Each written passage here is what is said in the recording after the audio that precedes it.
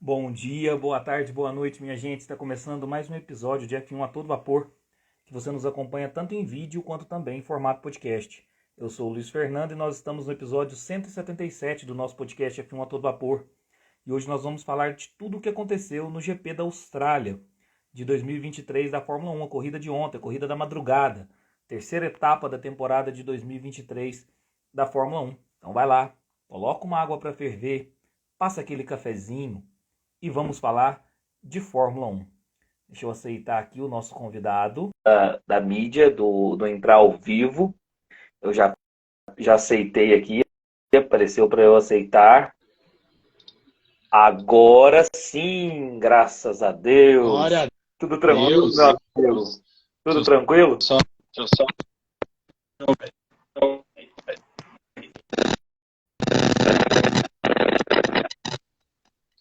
Tá me ouvindo, Luiz?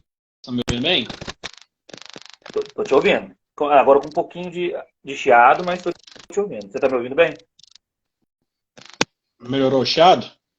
Melhorou, melhorou. Acho que vai ter que. Quando você parar de mexer na câmera, deve melhorar. O Zerou? áudio tá bom, mas melhorou. Deixa eu ver. Deixa eu só ajustar aqui. O meu áudio tá tranquilo aí também? Tá perfeito. Perfeito. É, vamos ver. O seu tava com um pouquinho de chiado, mas parece que cessou. É o seguinte, tentando de tudo quanto é jeito aqui, pra gente abrir a nossa live. O pessoal falando aqui, ó, é velho mexendo com a internet, dá nisso. Ah, eu sou velho, mas eu dou conta de mexer com isso. Também não. Hum, não, não, falaram pra mim. Não foi pra você, não. Não, falaram pra mim. E aí, o que aconteceu?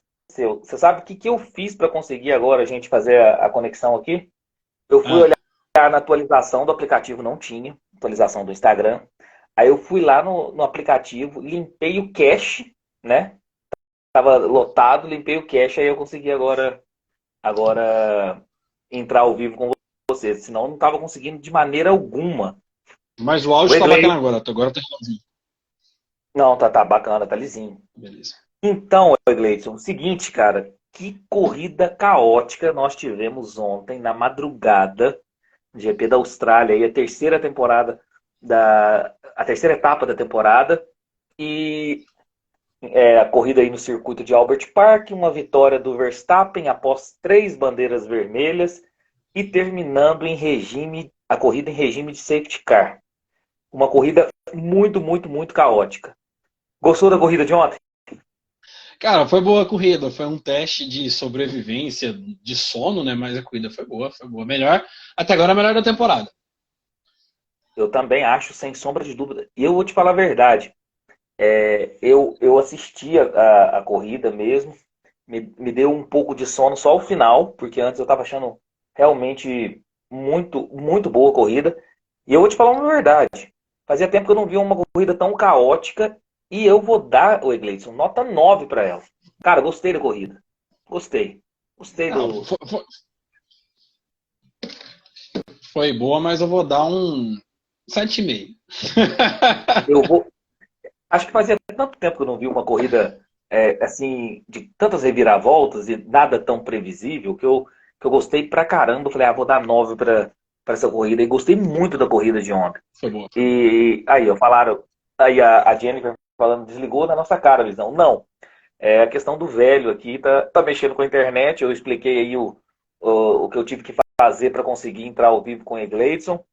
Mas mais um comentário da Jennifer. Eu fiquei muito feliz com o Lewis e triste com o Russell, mas nós vamos estar falando muito sobre a Mercedes e sobre os dois.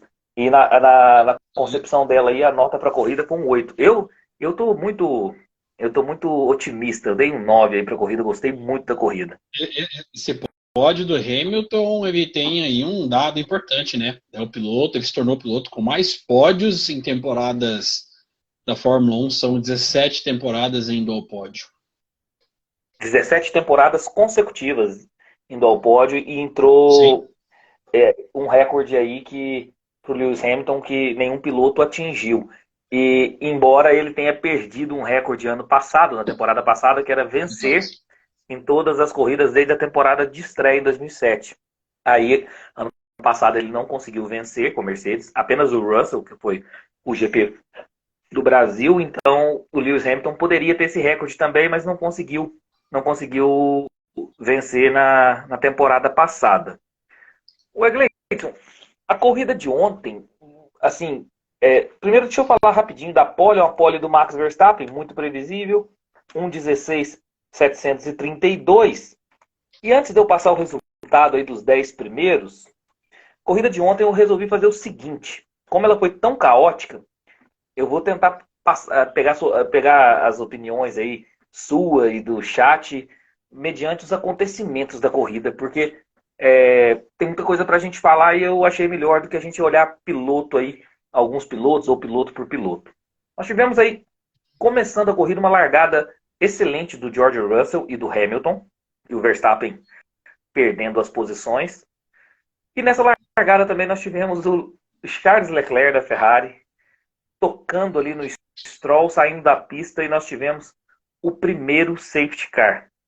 Essa batida do Leclerc, ele foi otimista demais ali para cima do Stroll, ou você achou que o Stroll que fechou ali o Charles Leclerc? Excelente de corrida. O Stroll freou um pouco tarde, o Leclerc estava por fora e aconteceu. Acho que um acidente normal, que a gente já viu várias vezes em outras provas, acho que nada muito, assim, para discutir. Acidente de prova, normal, na minha opinião. Eu achei que o Leclerc, assim, se arriscou demais. Eu acho, não teve punição, de fato. Eu acho que foi incidente de corrida também, mas eu acho que o Leclerc se arriscou demais para quem já tinha um abandono no Bahrein, já não havia pontuado tanto. Tá na Ferrari, que é sob pressão. Eu acho que ele se arriscou muito ali, mas concordo que foi incidente de corrida também. E aí vocês também podem deixar o comentário de vocês aí que eu vou lendo aí em tempo real, ou façam as suas perguntas aí na caixinha de perguntas que a gente vai estar lendo e comentando. Deixei o comentário de vocês. E seguindo a corrida, Alexander Albon roda, bate na volta 7, isso no início da corrida. Mais um safety car. E aí o George Russell, que largou muito bem, o Lewis Hamilton defendendo ali como fiel escudeiro a primeira posição do Russell em relação aos ataques do Verstappen. O Russell vai para os boxes e calça pneus duros para terminar a corrida. E teve o acidente do Albon, teve muitos destroços, né, na pista. E o Russell vai para o calça pneus duros como uma estratégia. E logo após o Russell entrar nos boxes, decretado aí a primeira bandeira vermelha da prova. E aí eu te pergunto, meu amigo, a Mercedes, como o acidente se deu, com muitos destroços na pista, a Mercedes se precipitou? Você acha que a Mercedes errou em relação à estratégia do George Russell? Sinceramente, a Mercedes não é a melhor equipe em estratégias de safety car e bandeira vermelha, né? Vamos ser sinceros. Assim, eu acho que quando você é o líder, principalmente uma corrida que a Mercedes não tinha nada a perder ou a ganhar, de fato, assim, importante, você tem que esperar alguma coisa. Quando você é o líder, você não pode ser o primeiro a tomar a iniciativa. Então você tinha o Hamilton e tinha o Russell, era mais fácil arriscar talvez com o Hamilton, que era o terceiro colocado, o segundo colocado, do que com o líder da prova. E estava meio que na cara que aquele acidente provavelmente daria uma bandeira vermelha, principalmente uma pista de rua estreita como é Albert Park. Então eu acho que a Mercedes se precipitou sim, e não é a primeira vez que a Mercedes faz isso. Então, é uma bola fora, na minha opinião. Eu também achei que, quando eu vi o acidente ali, que ele rodou, bateu, e aquele tanto de destroço na pista, eu achei que não iria ficar no safety car também, não. E aí eu acho que a Mercedes, e você falou muito bem, se era para arriscar, arrisca com o seu segundo colocado, que é o Lewis Hamilton, e não com o George Russell, que estava liderando e liderando bem a prova até então. Sim. A gente sabia que poderia ser questão de tempo, que o Verstappen poderia realmente passar, mas ele até então ele estava liderando a prova. E a Jennifer até comentou que o cara pega no ponto fraco dos mercedistas, justamente. Estratégia não é o ponto forte aí da Mercedes. E também, ninguém sabia, obviamente, que depois, posteriormente na corrida, o Russell iria abandonar, com problema no motor, que gerou até um fogo no carro lá, mas que gerou apenas um virtual safety car. Mas até então a gente não sabia que ele teria esse problema no motor, E eu acho que foi um erro de estratégia da Mercedes aí, de fato, ter o chamado muito precipitado aí para calçar pneus duros. Ô Luiz, E e detalhe, mesmo se não tivesse bandeira vermelha, o Russell, quando ele parou, ele caiu para P7. A distância entre os pilotos do grid não era muito grande. A probabilidade do Russell ficar preso atrás de um trenzinho de DRS ali, que era Sainz, Gasly e Stroll, essa probabilidade era muito grande. Então, talvez aquilo dali, enquanto talvez o Verstappen passasse o Hamilton e fosse embora, ou os dois fossem juntos, o Russell ia ficar preso ali naquela turminha. Acho que, independente da situação, a estratégia não foi boa. Se não tivesse bandeira vermelha, eu acho que também teria sido. Porque o ritmo da Mercedes não era tão melhor do que da Ferrari e da Aston Martin. Eles estavam andando ali no mesmo ritmo da Aston Martin e o Sainz, grande parte da corrida, ficou ali a 1,5 segundo do Hamilton, ou do Alonso. O Alonso a 1,5 segundo do Hamilton e depois tinha o Gasly e o Stroll bem pertinho. Então eu acho que, independente, a estratégia da Mercedes não foi boa. é, e a Jennifer falando que também não é um ponto forte da McLaren, né? A questão das estratégias, realmente a McLaren aí não é um ponto forte também, estratégia não. Eu tenho lembrado aqui o GP da Rússia de 2021, aquele GP da chuva com o Lando Norris aí, a gente já sabe que a McLaren também tem os seus problemas aí em relação à estratégia também. E o Egleison fazia tempo, o Egleison que torce para a McLaren, fazia tempo que ele não vestia essa camisa. Eu acho que ele vestiu, nós vamos comentar mais à frente da live, porque os dois pilotos da McLaren pontuaram nesse final de semana. Parabéns à McLaren, até que enfim. Exatamente. Eu falei que a McLaren ia bem na Austrália, eu falei na live passada. Eu falei, no GP da Austrália do ano passado, a McLaren andou bem. E eu acertei de novo nesse ano. Verdade. Nós temos aqui, ó, o R. Carregal. Desculpa se eu estiver falando errado aí seu nome. Já que a gente está falando da Mercedes, a Mercedes terá chances de bons resultados em pistas de baixa e média velocidade? E eu complemento, Egleidson, para pegar sua opinião. Por várias voltas, nós tivemos aí a Aston Martin, que é a segunda força do campeonato. Várias voltas nós tivemos o Hamilton conseguindo manter 1.4, 1.5, 1.3 do Fernando Alonso. E o Alonso, inclusive, o parabenizou depois da corrida, falando que ele não conseguia chegar perto do Hamilton, não conseguia a estratégia para ultrapassagem. E aí deu até, para quem é mercedista, aí deu até um respiro de esperança, deu um ar de que pode vir bons ares para a Mercedes aí futuramente. Você acha que a Mercedes tem chance aí de bons resultados aí depois do que a gente viu? A gente sabe que é pista de média, por exemplo, caso da Austrália. Já era programado que a Mercedes andasse bem na Austrália, porque é uma pista, apesar de ser rápida, é uma pista de reta, de poucas retas, né? E grande, são 4 zonas de DRS. E a Aston Martin, ela tem um defeito que a eficiência do DRS da Aston Martin é pequena, né? O carro da Red Bull tem uma eficiência aproximadamente de 30% quando abre o DRS. O carro da Mercedes, se não me engano, é o segundo, e o da Aston Martin é o pior, um dos piores, que tem menos eficiência quando os DRS. Com 4 zonas de DRS, um carro que não é muito bom de curvas de alta. O carro da Aston Martin, se você olhar os gráficos, ele se dá muito bem em curvas de média, de baixa, e principalmente em reacelerações, retomadas. Então já era programado que o carro da Mercedes andasse bem, o carro tem muito downforce. Meio que já estava ali marcado que a Mercedes fosse andar bem nessa pista. Para o Azerbaijão, que a gente deve falar depois, as características são bem diferentes. Então, assim, eu acho que a Mercedes não deve mudar muito o que foi ano passado. Andar bem nessa pista. Na Austrália, ano passado, eles andaram bem. Se você lembra, o Russell foi pódio, o Hamilton acho que foi terceiro ou quarto.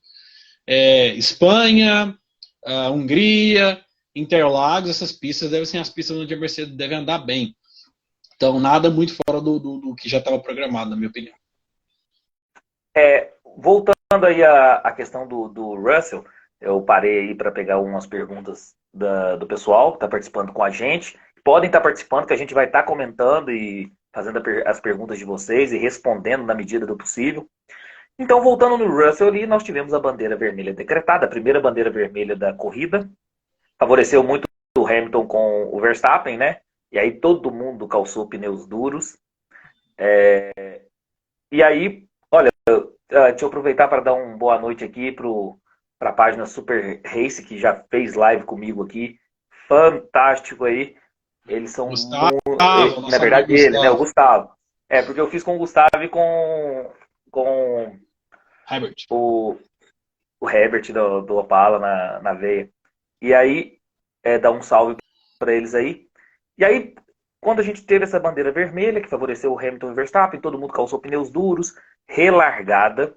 E a gente sabe que na relargada, diferente do safety car, a relargada, ela não, a princípio, não precisa guardar os 10 carros de distância.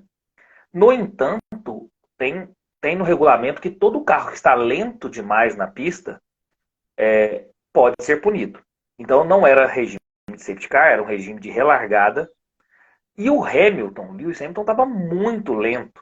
Eu acho que muito para tentar esfriar os pneus do Verstappen, ou do Fernando Alonso, ou de quem quer que seja. Estava muito lento. Inclusive, ele fez um caos ali no meio do pelotão, no grid ali. O Sérgio Pérez teve que cortar a grama, outros carros quase colidiram, muito por conta da lentidão do Lewis Hamilton em proceder com essa relargada.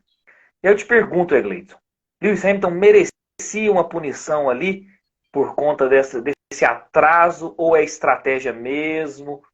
É catimba? O que você acha disso aí? O Lewis Hamilton é malandro, né? Mas não é a primeira vez que ele faz isso. A gente tem que seguir por critério. Teve um piloto que foi punido com isso ano passado, se não me engano, Gasly. Mas a gente sabe que as punições são bem aleatórias na FIA. Eu puniria, sou bem sincero, porque quase teve um acidente. Aquele caos todo aconteceu por causa do que o jeito que o Hamilton estava segurando o pelotão, o pessoal acelera e vai, e quase realmente teve uma batida feia. Se fosse uma pista como o Jeddah, pelo menos na Austrália tem uma areazinha de escape. Se fosse em Jeddah, tinha dado uma porrada bacana. O Pérez, o Sargent passou reto. Não sei se uma punição assim, mas pelo menos uma puxadinha de orelha, uma investigação. O Hamilton merecia. Mas ele faz isso tem tempo. Tem muito tempo que ele faz esse negócio. Pelo menos uma advertência, né? Tem. Porque na transmissão eles falaram, não era safety car, era regime de relargada, tudo bem. Mas andar muito lento do que o carro pode proporcionar gera punição da mesma forma, tá no regulamento. Tem o famoso delta, né? Ele tem que manter aquele delta de velocidade, coisa que ele não estava fazendo. Até no videogame a gente toma punição por isso.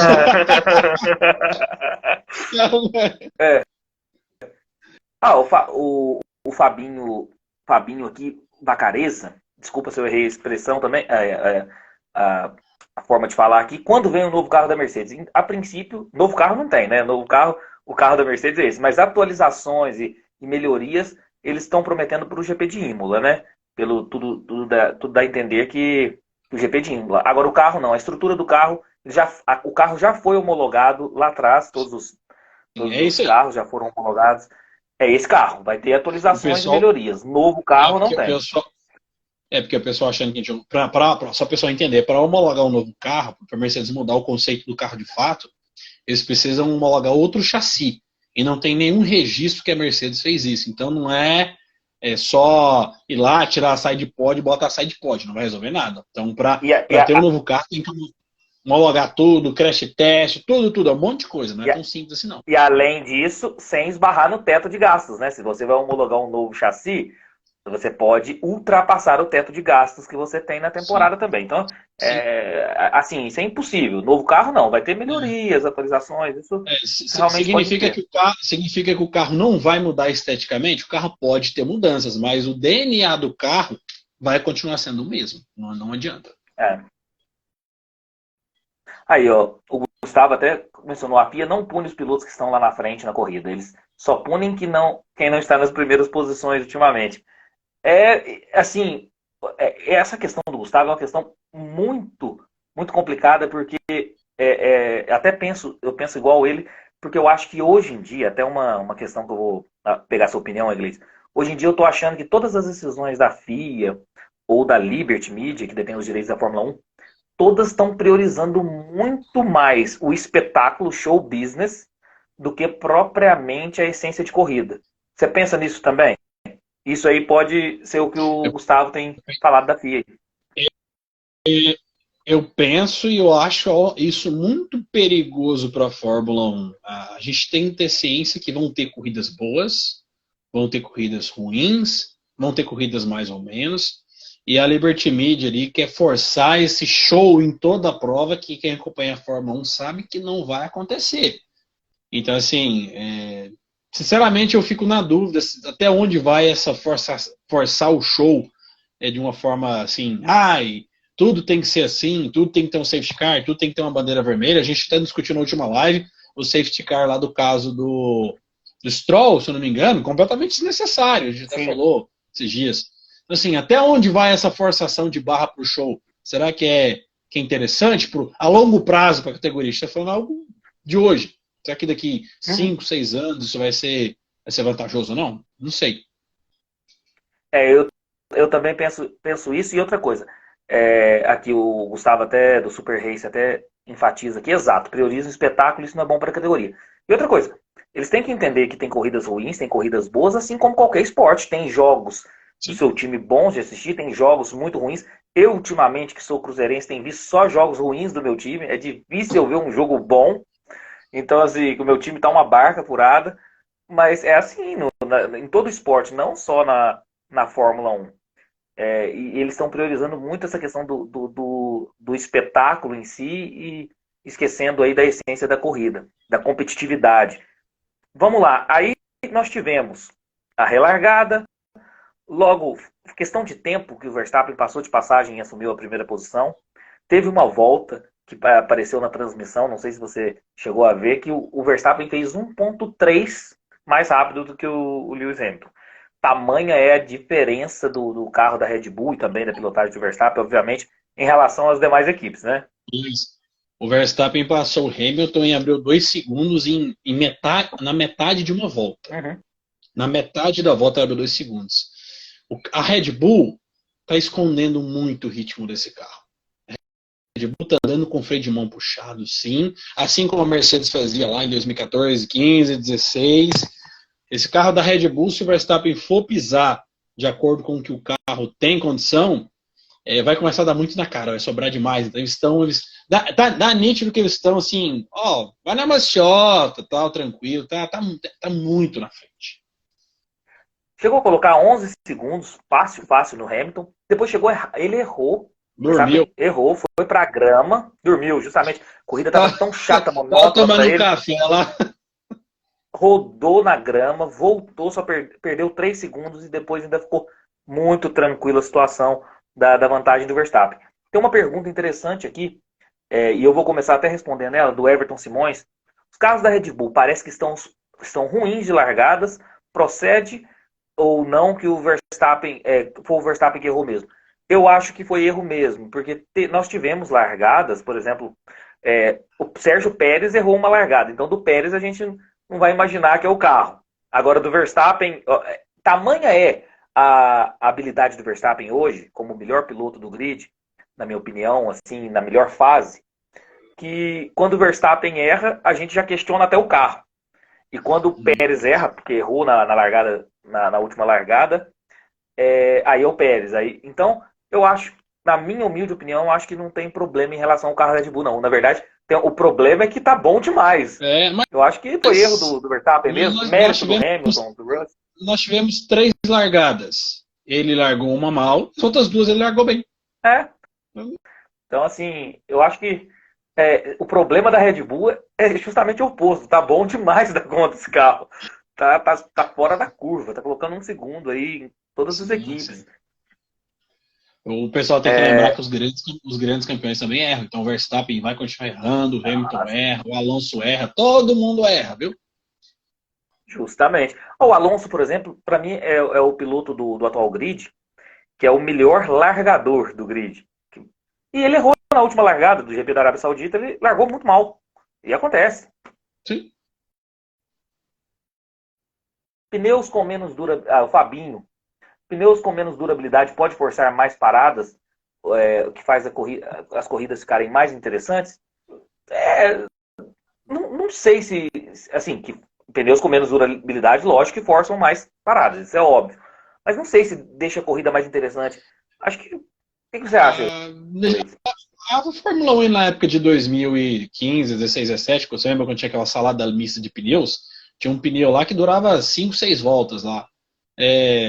Não mudou nada, a Mercedes dominou de forma tranquila. Então essa questão de ter mais ou menos parada, eu acho que não muda, não Nós, traz um atrativo nós tão tivemos grande para o a hiper categoria. macio, né? Nós tivemos em 2017, 18, sei Isso. lá, o hiper macio, super macio, ultra macio.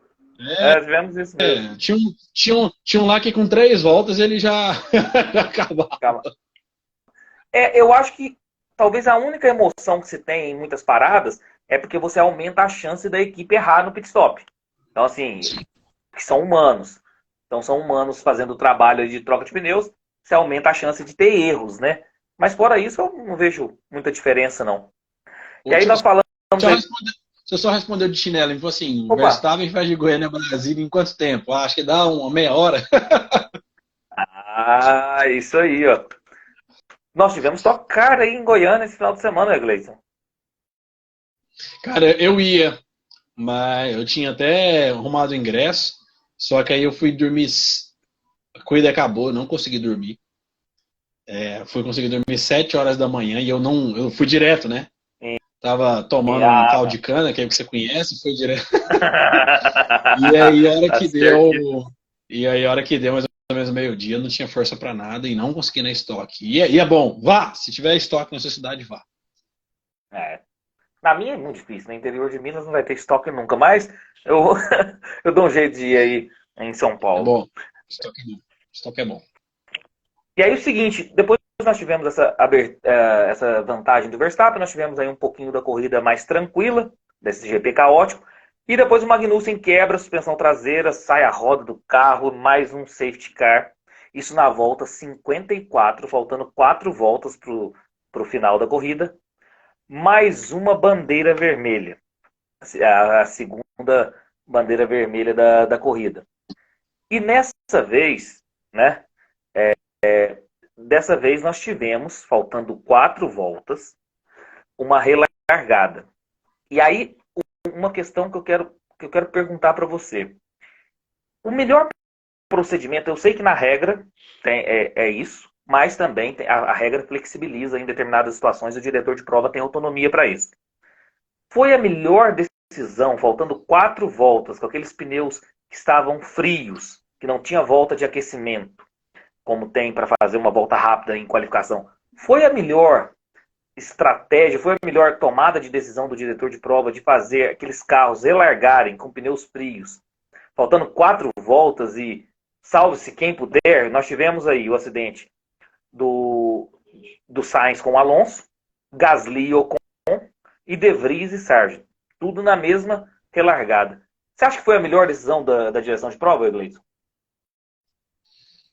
Teve tanta bandeira vermelha que depois dessa ainda teve a outra, né? Tem Teve mais mais uma. uma, depois nós Assim, vamos. a bandeira vermelha eu acho que ela não é a solução dos problemas. Essa corrida deixou muito claro, né? As discussões antigas ali de anos anteriores sobre bandeira vermelha. Porque, como você falou, a bandeira vermelha você junta o pelotão novamente, você pega pilotos com pneus frios, pilotos que talvez estão no final de prova e querem fazer alguma coisa, e muita gente afobada. E nessas situações, você pode acabar com algumas corridas, assim como a corrida do Gasly. O Gasly estava na quinta posição, fazendo uma corrida sólida, bacana, provavelmente iria pegar bons pontos, e acabou que não pegou nada. Por causa da relargada, o próprio Tsunoda também, o Sargent bateu no Tsunoda, se eu não me engano, o Tsunoda estava nos pontos. Então, assim, a bandeira vermelha nem sempre vai ser a melhor solução. Eu acho que nem toda corrida dá para acabar com um show, gente. A verdade é essa. E essa do Magnussen, até que dá para discutir. Mas eu já acho que já começou a forçar a barra demais. E a última que a gente deve falar agora foi pior ainda. Então, eu acho, isso é questão de opinião, bandeira vermelha não é a solução dos problemas na Fórmula 1, igual o pessoal acha que, 3 voltas teve uma batida da bandeira vermelha. Eu acho que não é bem assim, não. Sinceramente, acho que a corrida poderia acabar com o safety car, assim como acabou com o safety car. Mesmo tendo mais 2 bandeiras vermelhas, a corrida acabou com o safety car. Então, assim, no final das contas, não fez muita diferença. E uma outra questão, eu acho que essa decisão foi muito influenciada por conta de Abu Dhabi 2021, né? Depois de Abu Dhabi Sim. 2021, o que o diretor de prova está com medo de tomar decisões precipitadas é uma coisa, assim, assombrosa, né? Isso é uma Você coisa, Luiz. queria...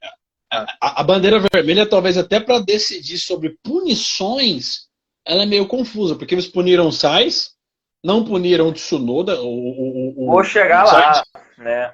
puniram o Sainz, ok, eu acho que foi cabível de punição. Mas o próprio Sargent deu uma no Tsunoda, não tomou punição. O Gasly, que, beleza, ele bateu, mas o Gasly que cortou a chicane, né, para fugir daquela batida e depois foi no Ocon, se toma uma punição ia ficar fora da próxima corrida. O Gasly seria suspenso, porque eu já tenho 10 pontos na superlicença.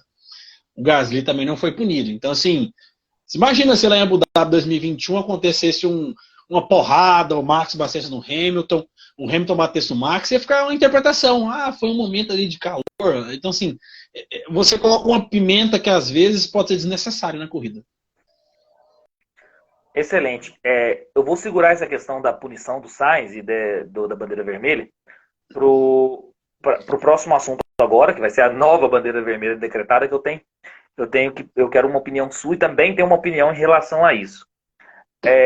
E aí o que acontece também? Eu acho que além de ser influenciado pela decisão de Abu Dhabi 2021, nós tivemos inclusive um anticlímax danado no GP da Itália do ano passado, em Monza, terminou em safety car de uma maneira ridícula, um anticlímax danado. Essa ainda não foi tão anticlímax nada, tanto porque foi uma corrida bem caótica, então teve outros momentos de emoção, mas o GP da Itália do ano passado foi ridículo, o jeito que terminou. Mas isso é muito medo do que aconteceu em Abu Dhabi 2021 com o senhor Michael Masi. Então eles estão tentando de tudo quanto é forma aí, mas às vezes cumprindo a regra e não satisfaz o que a corrida precisa, né?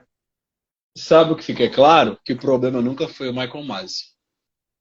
Sim, sim, sim. E aí o que acontece? Nós tivemos esse caos aí total desses acidentes que eu falei, do Sainz Alonso, Gasly Ocon, De Vries e Sargent. Nós tivemos mais uma bandeira decretada.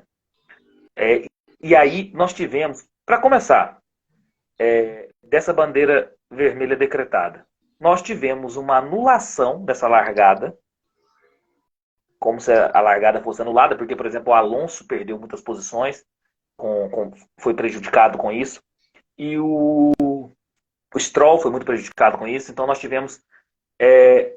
anulou-se aquela largada, voltou às posições originais da volta anterior, e nós terminamos em regime de safety car essas últimas voltas.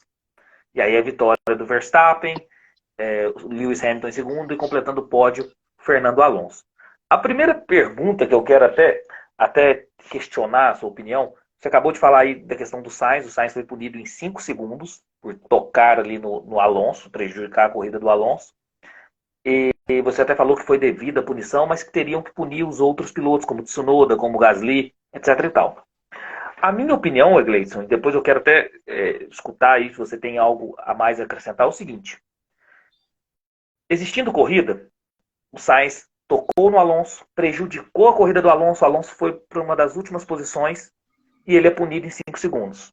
Concordo plenamente, o Sainz foi afoito, foi afobado e merecia punição. A partir do momento que se anula a largada, não tem a consequência no Fernando Alonso. O Fernando Alonso não é prejudicado com isso, porque ele volta para a posição originária. Se anulou a largada, se anulou a consequência que trouxe Fernando Alonso, prejudicou o Fernando Alonso, não teria que anular também essa punição do Carlos Sainz? E o Carlos Sainz está puto da vida aí nas redes sociais por conta disso. E aí que eu quero te questionar. A gente olhando por esse prisma aí de voltou as posições, ok, mas vamos usar um exemplo prático que o brasileiro conhece no futebol. Quando é o lance que acontece um gol, o juiz dá um impedimento. Só que aí nessa jogada um cara foi lá e deu uma cotovelada na cara do outro. Foi falta. E ele é cabível de punição. É mais ou menos a mesma coisa. Para o cara ser punido, não precisa estar em jogo.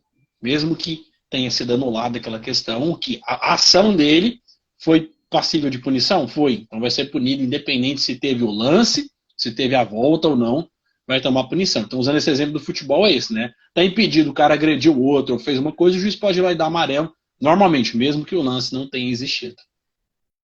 Excelente ponderação, então eu vou instigar mais uma questão para você. Para mim, a minha opinião é que não anularia a punição do Sainz. Mas entendo a sua colocação e, de fato, a analogia com o futebol veio a calhar muito bem em relação a isso. E vocês que estão nos acompanhando, deixa a opinião de vocês aí também em relação a isso. Eu acho que deveria ter anulado a punição do Sainz. Mas vou te fazer uma outra pergunta, então. Se a gente sabe que a corrida vai terminar em regime de safety car, que todos os carros estão próximos, 5 segundos você vai para a última posição. Isso é certo. Seria melhor a FIA ter tomado a decisão de puni-lo para a próxima corrida, considerando essa questão, ao punir 5 segundos no regime de safety car, que consequentemente você vai para a última posição, não tem tempo de recuperar? Aí vai da interpretação, né? Aí fica a interpretação deles. Eles poderiam muito bem fazer igual aconteceu outras vezes, de colocar uma investigação depois, né? E depois da corrida entenderem e dar uma punição de 3 segundos, 3 posições. Só que como ele completou a corrida, eles preferem punir com o outro dentro da pista. Por exemplo, isso aconteceu com o Hamilton, o GP Brasil de 2019, quando ele tocou no álbum, você lembra? Tirou o álbum da pista. Sim, sim. Ele foi punido depois da corrida e o Sainz pegou o pódio. Ficou lá 2 horas depois para pegar o pódio. Então, é diferente do caso quando o cara bate. Quando o cara bate, ele sai da prova, aí a punição vai para a corrida subsequente. Tipo o Verstappen quando bateu com o Hamilton e o carro subiu em cima. Ele não poderia pagar a punição na pista. Então, a punição tem que ser paga de acordo com aquilo que aconteceu na pista. Se o Sainz tivesse saído, tivesse quebrado ali, parado na caixa de brita, a punição seria para a corrida subsequente. Então eles têm que punir no ato, aquilo que é o mais rápido. Mas o Egleidson, como comissário, como diretor de prova, puniria o Sainz na corrida da Austrália ou deixaria para a próxima corrida no Azerbaijão? Sinceramente, eu não puniria o Sainz. Eu acho que foi um acidente de corrida, ele estava espremido, ele foi tentar se defender. Eu não puniria, por mais que eu acho que a punição é justificável, mas eu não puniria, não. Por mim, esses caras podem se matar, podem tocar, eu acho que tem que deixar um pouco mais. Mas não puniria. Se fosse eu, comissário, daria punição nenhum pro Sainz. Corrida de carro, né? Deixa os meninos brincarem ali. E uma outra questão é o seguinte, essa última bandeira vermelha, com a punição do Sainz e a decisão de se anular a largada, voltar às posições originais e terminar em regime de safety car, para nós aqui do Brasil, que acompanhamos a corrida de madrugada, nós demoramos 22 minutos para que se tivesse essa decisão e os carros fossem para a pista terminar a corrida em regime de safety car. É muito tempo, não é não? Para a FIA decidir algo nesse sentido? É esse o complicado, né? Porque se acabar em safety car e aquela já era a última volta, era mais fácil dar safety car, deixar os caras virem, completar aquela volta. O Verstappen completava, entrava todo mundo ali pelos boxes, ia fazer o resgate dos carros, mas aí é uma questão da Liberty Media. A Liberty Media quer ter essa ideia de acabar sempre com bandeira quadriculada.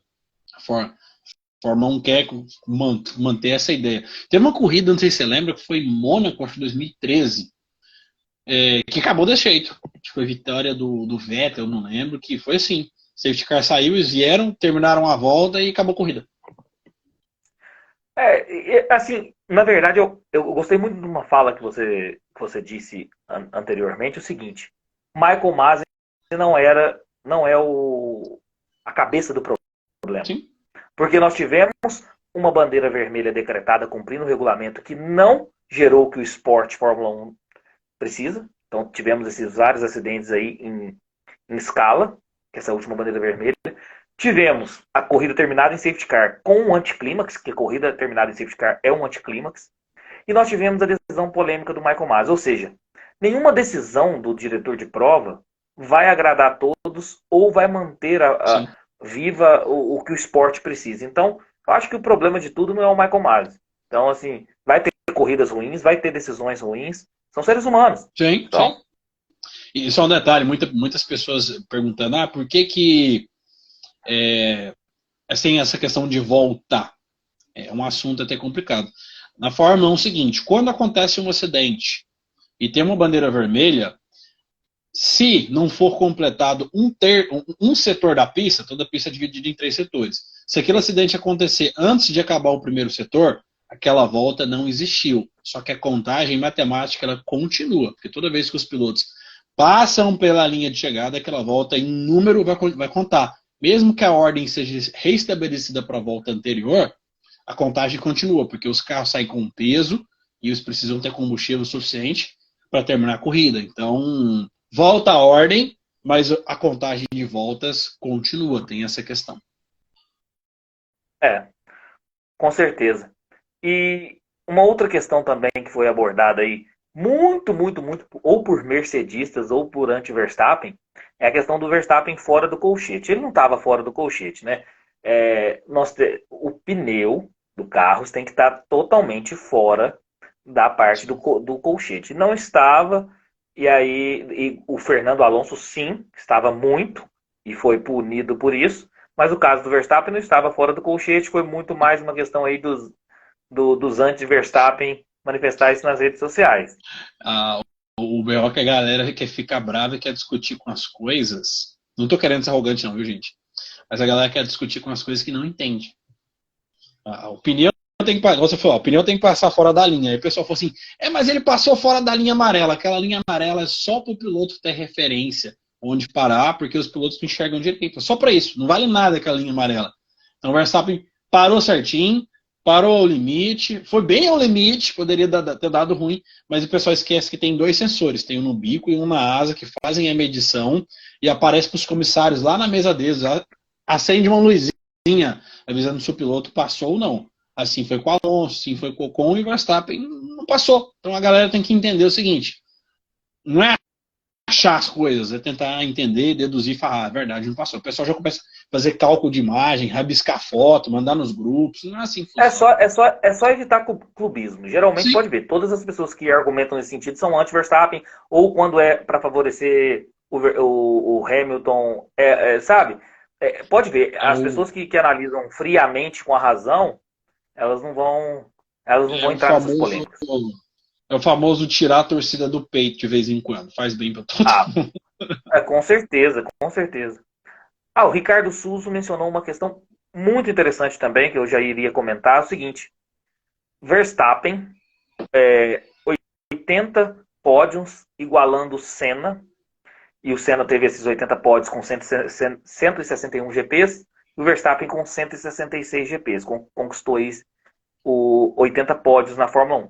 Nós já podemos dizer, com os números de vitórias, poles e agora pódios, Verstappen já se torna uma lenda na Fórmula 1, né, Egleison?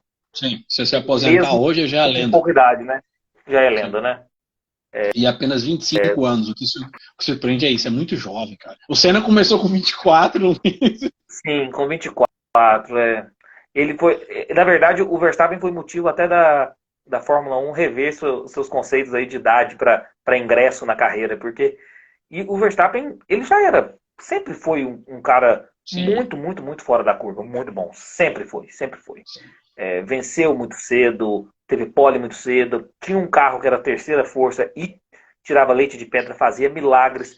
Eu tive a sorte de acompanhar toda a carreira do Verstappen.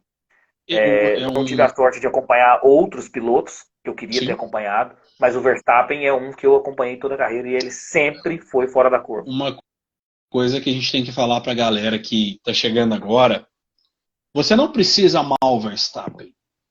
Você só precisa entender que o cara é um baita de um piloto e talvez vocês possam estar tendo a oportunidade de ver, provavelmente, o maior piloto de todos os tempos da Fórmula 1. Porque poucos, a galera mais jovem, não viu o início do Hamilton, não viu o início do Vettel, e tá vendo o início do Verstappen. Então, assim, eu tava vendo o pódio de ontem. O pódio de ontem tinha Hamilton, Alonso e Verstappen. São 11 títulos mundiais. É o pódio com mais títulos na história da Fórmula 1. Sabe o que é isso? Nenhum pódio teve mais títulos juntos.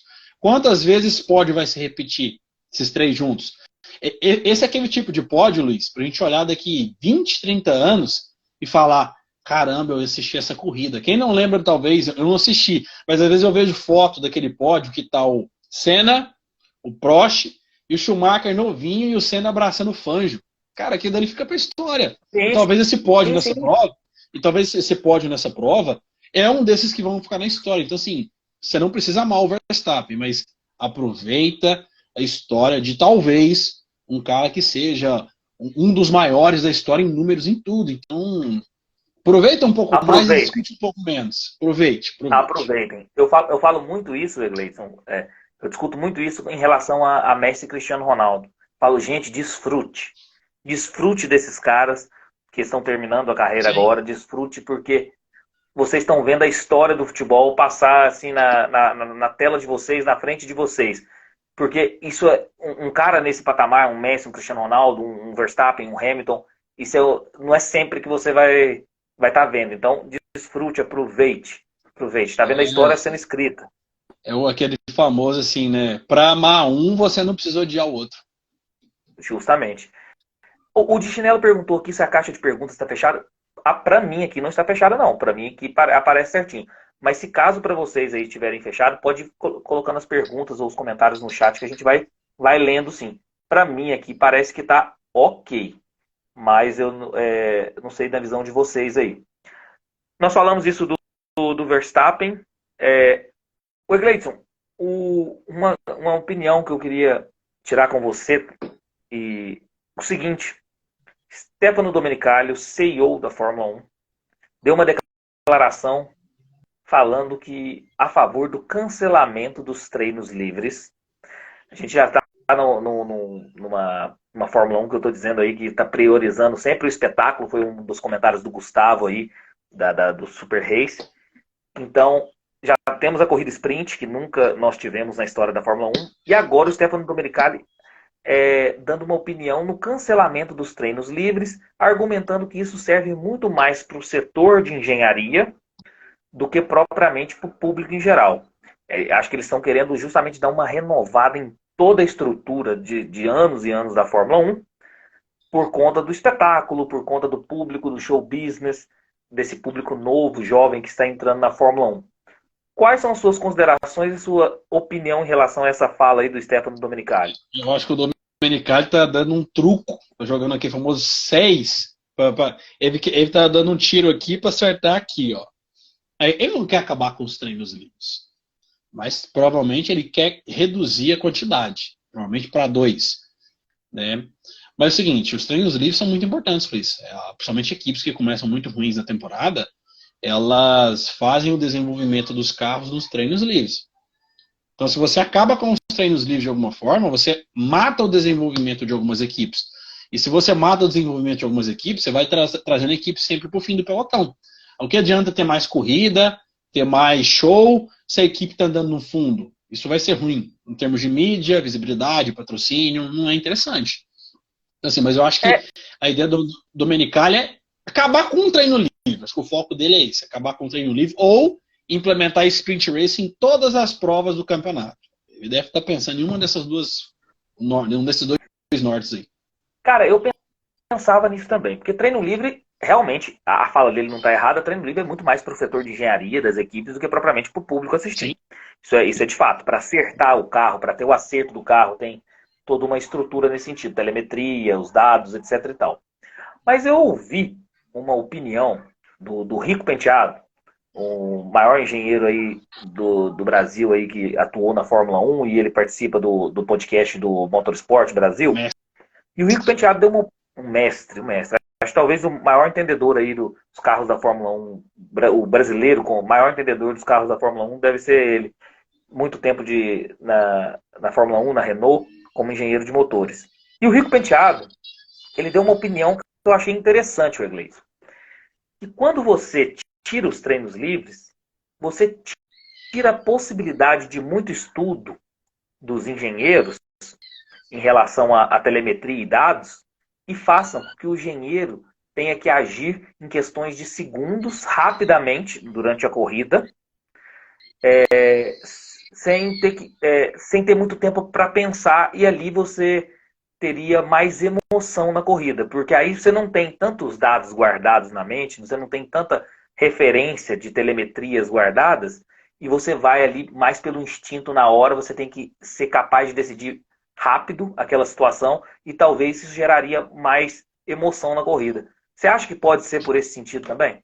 Faz sentido, porque porque quanto menos treino livre, mais chance e possibilidade de fazer um bom acerto e probabilidade das equipes errarem. As sprint race mostram isso. Por exemplo, Brasil, ano passado. A Red Bull tem uma forma de trabalho bem lenta, né? Eles têm um cronograma bem engessadão de trabalho. E o ano passado no Brasil, com aquela negócio de chove, não chove, eles erraram o acerto da corrida e foram mal.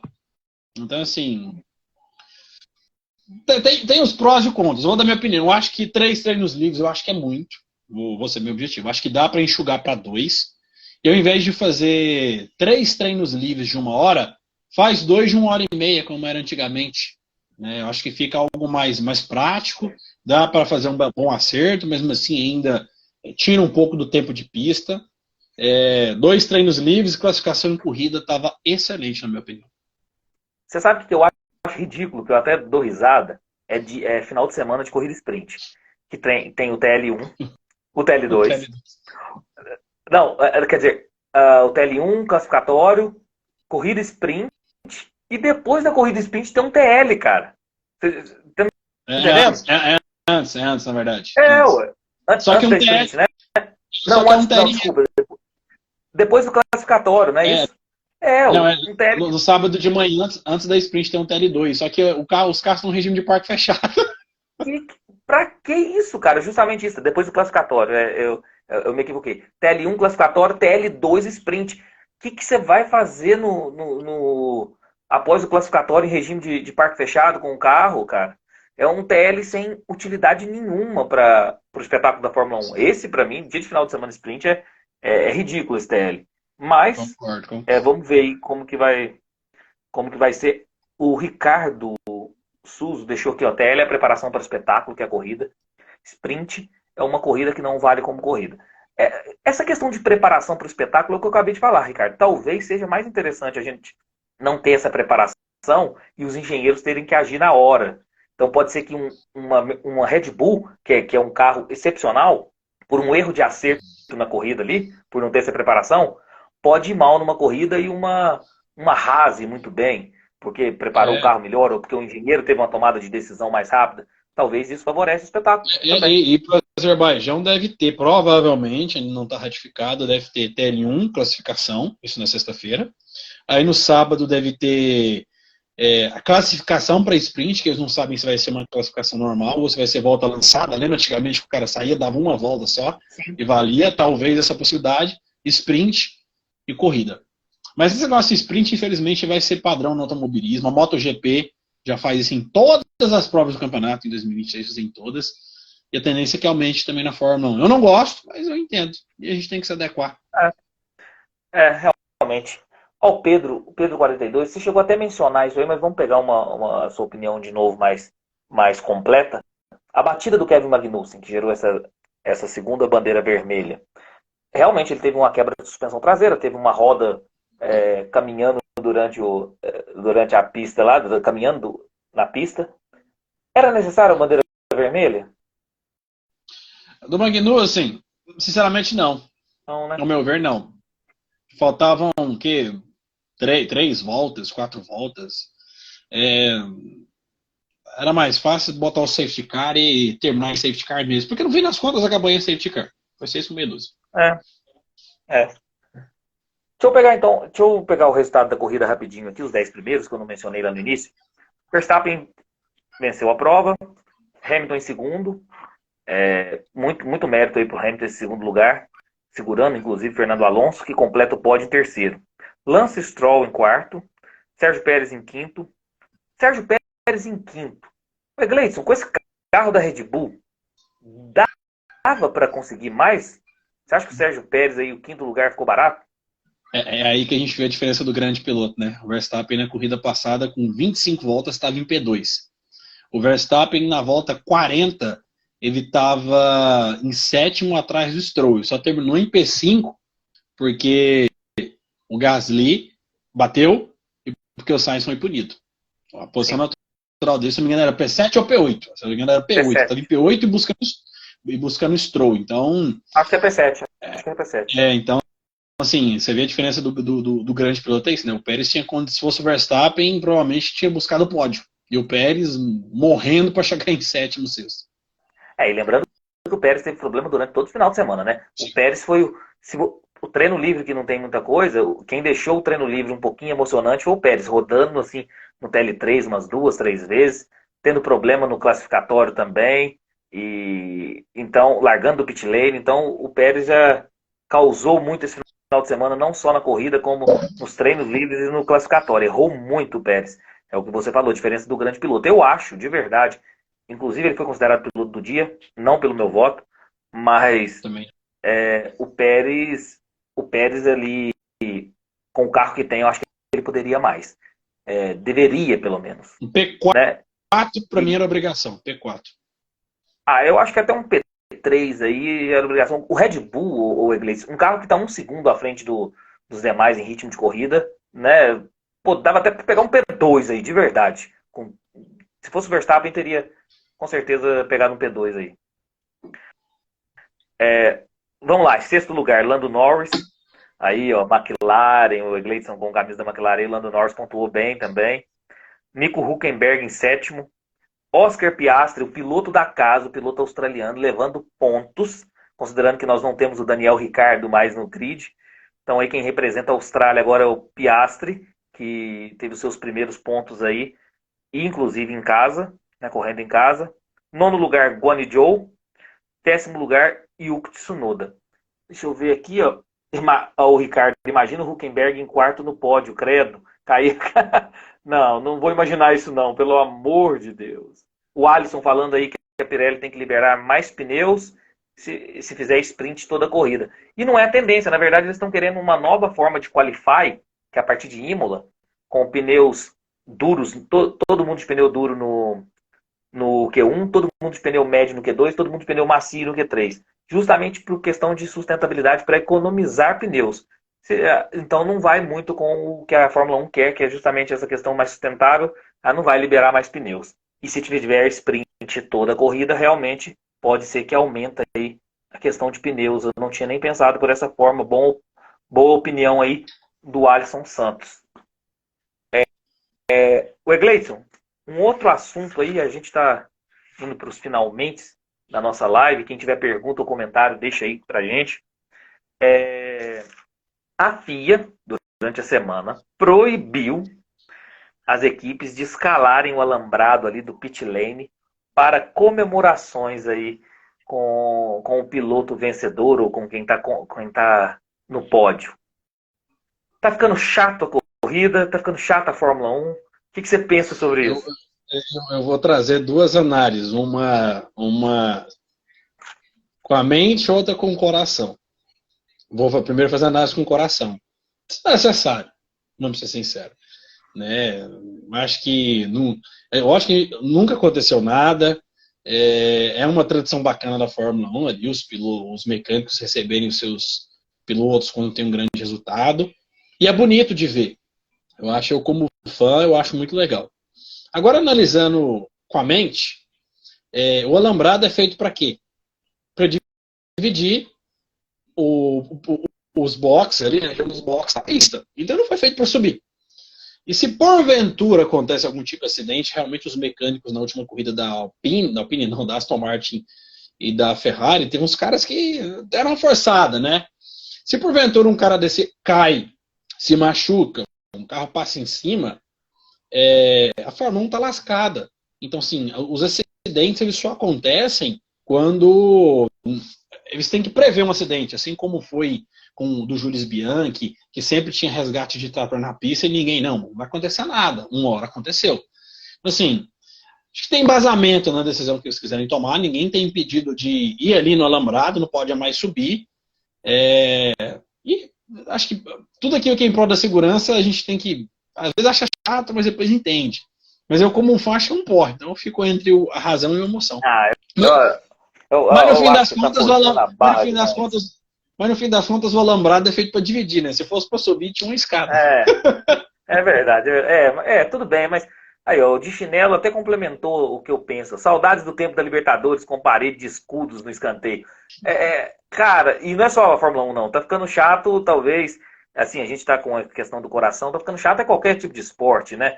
Então, assim, tá, eu sei que é em prol da segurança, mas a gente é acostumado a ver Libertadores da forma antiga aí, como de Chinelo Valor, as corridas mais antigas da Fórmula 1, às vezes a gente tem que entender essa questão aí e tá se adequando. Mas, assim, de coração, eu acho que fica um pouco chato aí a questão da corrida, mas tudo bem. Ah, nada que uma reuniãozinha chamasse a galera e falar, ó, na hora de comemorar, galera, dá uma segurada aí, pá, não sobe muito. Boa, Tem hora que tem que usar camaradagem. boa. Abandonos, nós tivemos muito abandonos. Gasly por colisão, Ocon por colisão, Nick De Vries colisão, Logan Sargent por colisão, Kevin Magnussen em acidente, George Russell problema no motor, pegou fogo, fumou o motor da Mercedes. Quanto tempo que eu não vi o motor da Mercedes fumar, cara? Na Pô, pista, sim, desde 2019, se não me engano. é, até Fumaça. a Mercedes, até tu, Mercedes. Até tu, Mas lembrando que Mercedes. lembrando que o Stroll já teve problema no motor esse ano também, hein? No Bahrein. Bahrein não, na Arábia Saudita. Ah, Russell com problema no motor, Alexander Albon acidente, Charles Leclerc colisão logo na primeira volta. Ao Ricardo Souza, eu sou do tempo das Grid Girls. Aí sim, tá vendo? É isso que eu tô falando. E agora também foi proibido. É complicado, né? Nostalgia bate nessas horas. Brincadeira de 100 milhões nesse GP. Verdade, Pedro. Aí, a questão desse caos que aconteceu aí, realmente deve ter Dado um gerado aí prejuízo. uma brincadeirinha de muito, muito prejuízo mesmo. Nós tivemos também um recorde, né, do GP da Austrália, 440 mil, se eu não me engano, 440 e poucos mil durante todo o final de semana, mais um recorde aí da Austrália em relação à Fórmula 1, lembrando que a Fórmula 1 realmente expandiu muito a sua marca, então nós estamos batendo recorde de público em quase todas as corridas. Nós tivemos recorde de Interlagos, agora na Austrália. Ô Luiz, raciocina comigo. Eles botam lá 400 e cacetada durante todo o fim de semana. 70% das pessoas que vão na sexta vão no sábado e vão no domingo. Oi, Gleison, cara, eu concordo. Mas pensa bem, esse público Drive to Survive e esse pessoal mais jovem da Fórmula 1, a Liberty tem. Se você pegar a Fórmula 1 aí de 2010 a 2015, por exemplo, foi uma Fórmula 1 muito ausente de público. Muito ausente. Muito. E aí, era proibido de ter rede social, a Fórmula 1, era proibido de ter um canal no YouTube. Então, essa questão aí do Drive to Survive, desse público jovem, até a questão da sprint, eu acho que foi por conta disso, essa questão do espetáculo, pode até ser o mesmo público, mas que tem lotado os GPs, tem. Isso aí a gente não pode negar. Comercialmente a Fórmula 1 tem um sucesso. E o de chinelo ainda falou aí, ó, e olha que eles nem contaram o pessoal da laje, né? Tem a turma que sobe aí na laje das casas para assistir, justamente. Interlagos mesmo tem lugares que dá para assistir mesmo. Punições, nós tivemos o Carlos Sainz, os 5 segundos que nós já debatemos bastante aí na live. Piloto do dia, Sérgio Pérez. Eu não achei, o Sérgio Pérez era um 7º colocado aí, igual você mencionou. Foi 5º por conta Eu de votaria sorte. Hamilton ou Gasly, facilmente Hamilton ou Gasly. Eu votei no Hamilton. Eu acho que o Hamilton. Eu votei no Hamilton muito por conta da corrida, conseguiu liderar algumas voltas e segurou o Fernando Alonso, que a princípio a Aston Martin é a segunda força. Ele conseguiu esse equilíbrio aí, e o Alonso elogiou o Hamilton depois da corrida. Ele conseguiu esse delta aí de 1 segundo e 2, 1 segundo e 3, e o Alonso não chegou perto. Então, assim, foi muito mérito aí do Hamilton nessa corrida. Eu votei no Hamilton como piloto do dia. Mas o pessoal do coração aí falou mais rápido, falou mais forte e votou no Sérgio Pérez porque escalou muito o pelotão. Volta mais rápida, Sérgio Pérez, 1:20.235. Passar rapidinho aqui a classificação do Campeonato de Pilotos. Max Verstappen, agora mais líder do que nunca, 69 pontos. Segundo lugar, Sérgio Pérez, 54 pontos. Terceiro lugar, Fernando Alonso, 45 pontos. Quarto lugar, Lewis Hamilton, 38 pontos. Quinto lugar, Carlos Sainz, empatado com Lance Stroll, 20 pontos. Sétimo lugar, George Russell, 18 pontos. Lando Norris em oitavo, 8 pontos. Nono lugar, empatado Hülkenberg e Charles Leclerc, 6 pontos.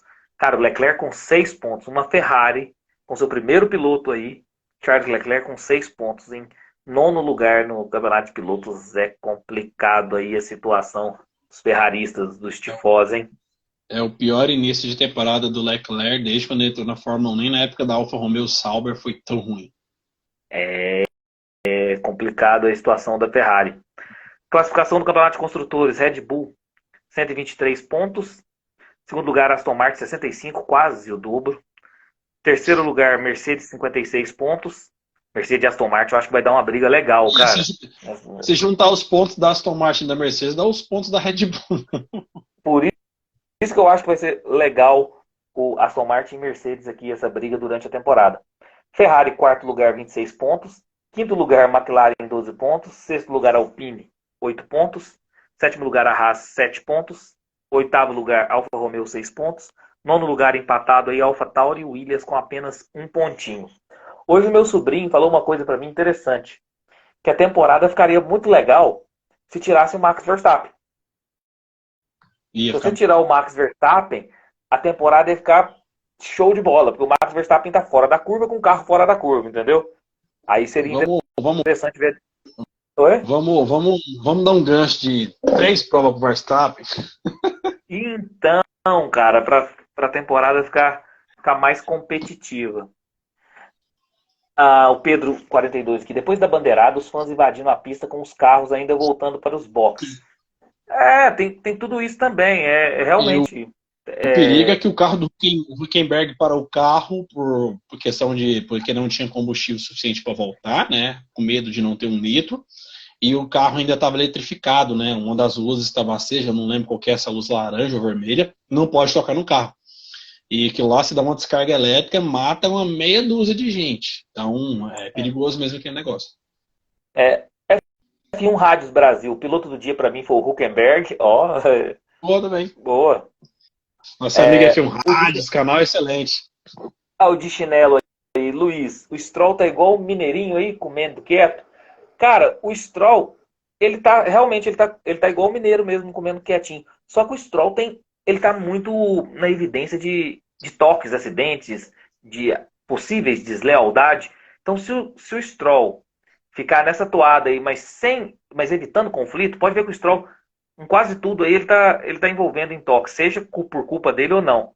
Ele realmente, Alonso, ele sabe que ele não vai bater. Ele não vai bater o cinto do Alonso. Então, se ele comer quietinho ali e pontuar para a equipe, já tá de bom tamanho, ele tem feito isso mesmo. E detalhe, ele tem um abandono, né? É verdade. Que ele Olha o Beto Veiga. em P6. Olha o Beto Veiga aqui. Tem gente que insiste em dizer que o Pérez vai disputar o título. Eu não sei quem. Não, é assombrosa a diferença do Verstappen para o Pérez. Eu acho que não tem nem discussão. Não vai. O Pedro 42 tem que benzer o Leclerc.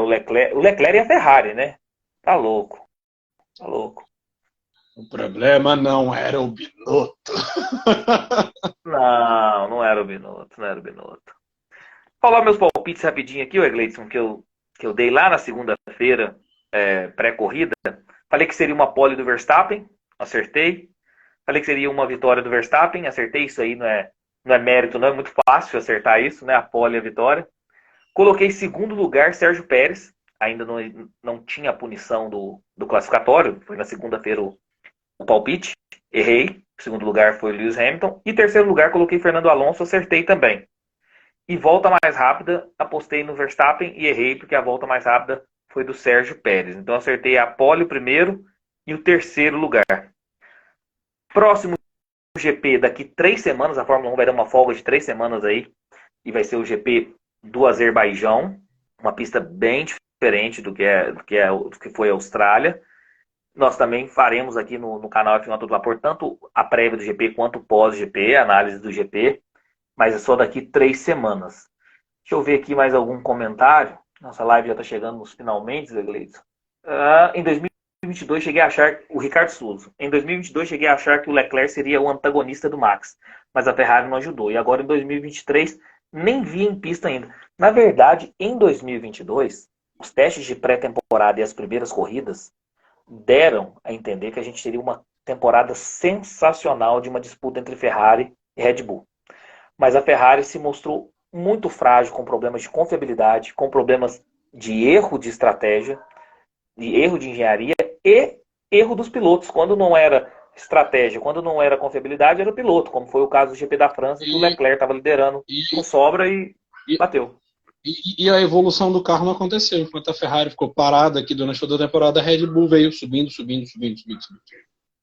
E a Ferrari conseguiu ser pior do que ela foi em 2022, assim, tá sendo pior do que foi em 2022 com sobras. Então, tomara que esse ano seja o contrário, né? Tomara que esse ano seja o contrário, né? Começou mal e termina bem, né? Tomara. A Mercedes teve esse salto ano passado, começou bem mal e depois nas últimas corridas ali teve um leve progresso. Pessoal que estiver no YouTube, eu vou pedir para deixar o like no vídeo, se inscrever no canal F1 a Todo Vapor, e ativar o sininho para receber todas as notificações de vídeos novos. Aproveita para seguir também o canal no YouTube Somos F1, que o meu amigo Egleidson faz conteúdos quase todos os dias. Publica muito mais conteúdo do que eu. E também o Instagram dele, que é recheado de notícias aí, tudo da Fórmula 1. O Egleidson fica lá 24 horas aí, postando aí sobre Fórmula 1. Quem estiver nos acompanhando via podcast, avalie o nosso conteúdo. Tem um botãozinho lá para você avaliar o nosso conteúdo. Dê 5 estrelas lá, que isso ajuda muito, fortalece muito o nosso projeto. O Egleidson, curtiu mais essa live aí comigo ou não? Sem dúvidas. Espero. Não, acho que na próxima eu vou estar. Vai dar pra fazer a live. O bebê já nasceu. O Egleidson aí tá na expectativa aí do seu segundo filho. Então, tá para qualquer momento. Então, eu já tenho que ter um plano B e um plano C de companheiro de live aqui para estar analisando o GP. Acho que não tem mais nenhuma pergunta ou comentário, então nós podemos encerrar. Brigadão, Egleidson, mais uma vez. Foi top aí trocar essa resenha com você.